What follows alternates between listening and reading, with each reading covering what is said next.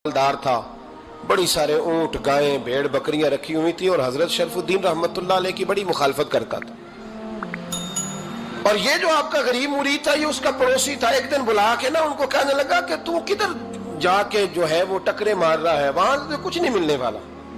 वो तुझे क्या देंगे जिनकी खानका खुद चंदे पे चलती है, मदरसा चंदे पे चलता है, मस्जिद चंदे पे चलती है। तेरी बेटी का मामला कहां हल होगा?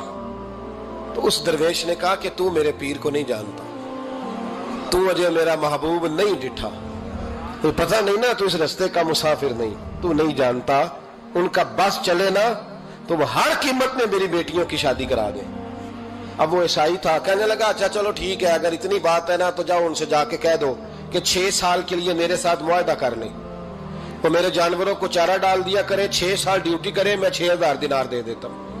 वो मेरे साथ 6 साल मेरे जानवरों